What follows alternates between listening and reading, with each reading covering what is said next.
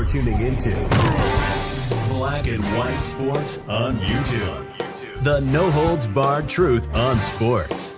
The main event starts. All right, Black and White Sports supporters, let's talk about this Indiana Fever salary situation, because now we've learned exactly what it is Caitlin Clark's going to be making. We got a pretty good idea of what Aaliyah Boston's going to be making. And then there is, what is Kelsey Mitchell going to be making? And I'm starting to see Indiana Fever fans literally going to war with each other.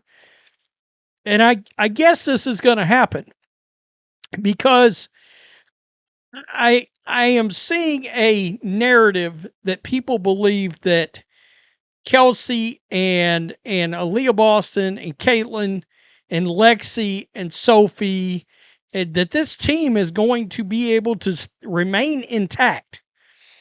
And I don't know how, okay? Because when you look at the way the team is structured, in order for this team to remain intact, Sophie would have to be willing to take a league minimum kind of deal, which is around $300,000. And I don't see that happening, okay? And I believe also people are going to be shocked how much money Lexi Hull is about to be offered, because I think she's going to get offered $600,000 to $700,000 by somebody. And that is going to greatly complicate things. And, I mean, look, regardless of Caitlin Clark's bump she's getting here, she's still going to be way underpaid. We all know that. We all know that she's the reason this deal was even put on the table by the WNBA owners. So this WNBA collective bargaining agreement will fast-track the ability for players on a rookie scale contract to make maximum and supermax salaries, sources told ESPN. The new provision, called EPIC, Exceptional Performance on Initial Contract, allows players to renegotiate their 4-year salary and earn the standard max that that year if they were previously an all-WNBA first team or second team, or the Supermax if they won the MVP. For example, 2024 Rookie of the Year Caitlin Clark, who made $78,066 in 2025, is poised to see her salary jump to $530,000 in 2026. So this year, she is about to jump to that salary, okay? Now, the other jump, the new provision would also be applicable to younger stars such as Aaliyah Boston, who is max eligible in 2026, and Paige Beckers, who is max eligible in 2028, and because she made the all-WNBA team. All right, now, there it is. You see it right there. Caitlin Clark's Supermax in 2028, by the way, $1.7 million is what she would end up jumping up to. Now, I found this rather interesting tool, rotowire.com, and they're giving salary projections. I did a video yesterday. We found out that Asia Wilson's getting the 1.4 Supermax. We know Brianna Stewart's probably getting that. Sabrina Ionescu, Naphesia Collier's getting real close to that. But I'm going to just scroll down here to somebody like Marina Mabry, who they believe is projected to get around $620,000. Okay, that's just the veteran projection for them.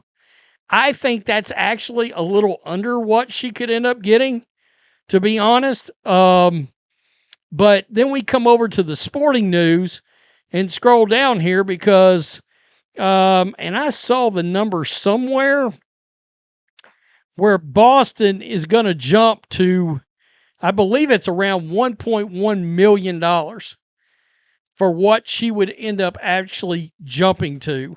I don't know if there's rookie. Here it is right here. RotoWire. Leah Boston would jump to a projected $1.1 million. All right. I wish they would have had Kelsey Mitchell on here, because after last season, I mean, look, Kelsey finished what? Third or fourth in the MVP voting. This is her contract to make as much money as she possibly can. I believe in this league. And come next year, because I don't think that the Fever are going to be able to keep her next season. And one could argue, depending on how much you covet depth on a team, like how deep do you want your team to be? I think one could argue against re-signing Kelsey Mitchell this year. Now, that's going to make some people mad, but, how deep do you want your team to be?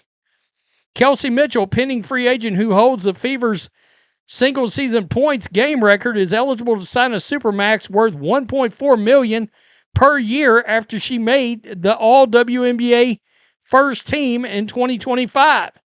So, that's something to think about, because I think everybody was sitting back going, just a couple of weeks ago, going, okay, Kelsey's going to, have a max of like 1 million or 1.1 million, and Caitlin's going to have a max of like 300,000 or something like. No, we have found out Aaliyah's salary is going way up, and Caitlin's salary is going way up. All right, I mean, way up to 530,000. I mean, don't get me wrong. She deserves 10 or 15 million bucks a year for what she's the only player in the league that deserves that. But you get my point. This is going to get real tough. And I think some of the numbers for some of the ancillary players, good contributing players, are going to be surprising. All right? They're going to be surprising. I don't see Sophie back on the Fever. I wish she was, but I don't. I think there's a good shot Lexi Hull is not back on this team. That seems to make people mad, but you've got a $7 million dollar salary cap. All right. You got 3 players. I mean, just Kelsey and Aaliyah Boston together. That's $2.5 million of $7 million. You add in Caitlin, you're over $3 million now.